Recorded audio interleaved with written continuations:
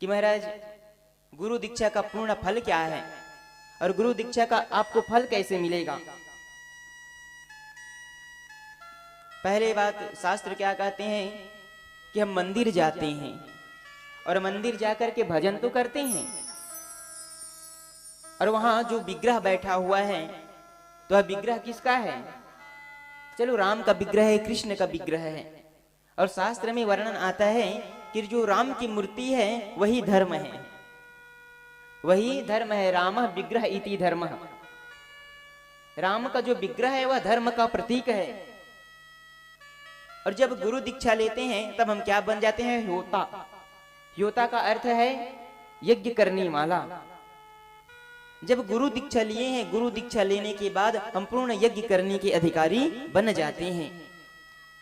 गुरु दीक्षा लेने के बाद जब यज्ञ करते हैं तो उस हमारे द्वारा दिए गए जितने भी भाग है जो यज्ञ हैं उसी को ही परमात्मा पाते हैं, उससे पहले परमात्मा नहीं पाता। और गुरु कौन है?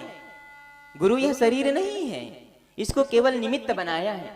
कृष्ण वंदे जगत गुरु, ये संसार का गुरु कृष्ण है और उनके उपाधि में इस शरीर को बैठाया जाता है कि महाराज उनके तो हम दर्शन नहीं कर पाते, उनकी तो सेवा नहीं कर पाते, तो आप गुरु की सेवा कीजिए।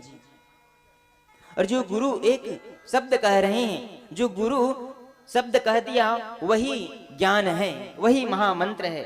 ध्यान मूलम गुरुर मूर्ति, पूजा मूलम गुरुर पदम, मंत्र मूलम गुरुर वाक्यम, मोक्ष मूलम गुरुर कृपा।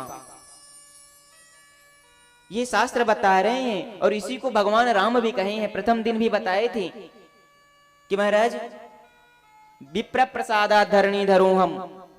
ध्यान से सुनेंगे भगवान राम क्या कहते हैं। भगवान राम भी अपने गुरु की चरण सेवा करते हुए कहने लगे कि विप्र प्रसादात् धरणी धरो हम, विप्र प्रसादात् कमलाबरो हम, विप्र प्रसादात् अजिता अजितो हम, विप्र प्रसादात् मम राम नामम।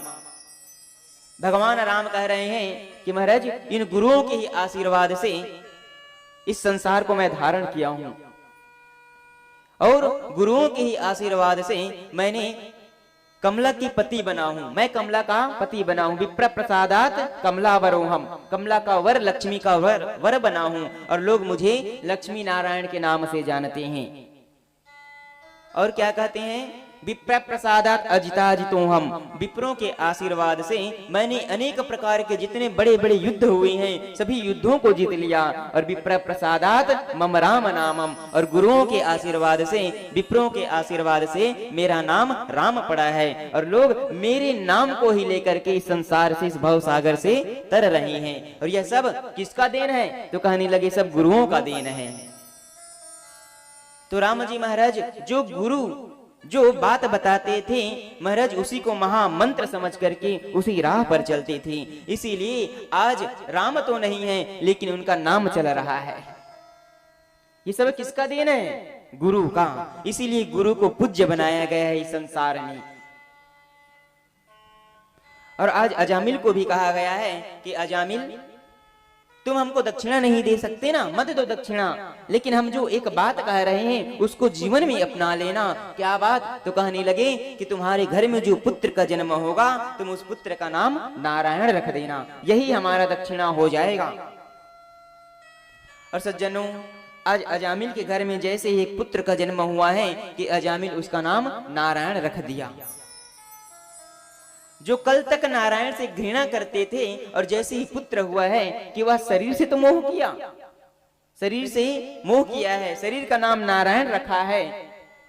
अब वह हर क्षण नारायण नारायण नारायण जपने लगा, हर क्षण नारायण नारायण ही जाप करने लगा। कहते पुत्र नारायण भोजन कर लो, पुत्र नारायण यहाँ आओ, पुत्र नारायण खेलो। अब देखो हर बात पर वह पुत्र नारायण कहता।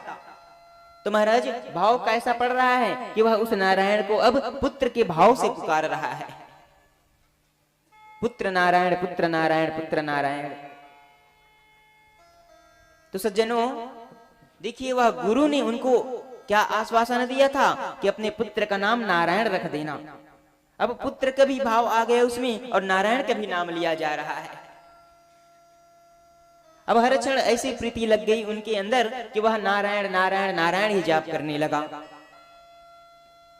जो कल तक घृणा करते थे, आज अपने पुत्र के स्वरूप को देख करके नारायण नारायण जपा है। और जैसे ही अंत समय आया है कि महाराज, जैसे ही उनका अंत समय आया, जब यमदूत उनको ले जाने के लिए आए थे, जब यमदूत उनके प्राण को खींच रहे थे, जब कष्ट हुआ है, जैसे यमदूत प्राण को खींचे हैं कि वह जोर से आवाज लगाया है कि पुत्र नारायण मुझे बचा लो, पुत्र नारायण मुझे बचा लो। और जैसे ही वह पुत्र नारायण को आवाज लगाया है कि उनकी यह शरीर धारण किए हुए पुत्र हैं, जो इस धरती पर आए हुए उनके पुत्र हैं, यह पुत्र तो उनके आवाज को नहीं सुन पाए, लेकिन जैसे ही वह पुत्र नारायण मुझे बचा लो अंत समय में आवाज लगाया है कि वह नारायण उनके सामने आ गया। महाराज अपने पुत्र को बुलाए थे, उनके स्वयं के पुत्र नहीं आए, और जो जगत नियंता जगदाधार है वह उनके समक्ष आ गए। कब? जब वह अंत समय में नारायण को पुकारा, अपने दूतों को भेज दिया कि जाओ और जाकर के मेरे भक्त को ले आओ, मेरे भक्त अंत समय में मुझे बुलाए हैं। और सज्जनों, आज जो यमदूत जिस अजामिल को ले जाने के लिए आए थे, आज उस यमदूतों को फटकार करके भगवान नारायण के दो पार्षद जय और विजय आए, और जय विजय आकर के इस अजामिल को भगवान नारायण के लोक वैकुंठ लोक में ले जाकर के बैठा दिया। क्यों? क्योंकि यह अंत समय में भगवान नारायण का नाम लिया। तो कहने का तात्पर्य क्या है कि बता रहे हैं महाराज, देखिए परमात्मा हर जगह व्याप्त है।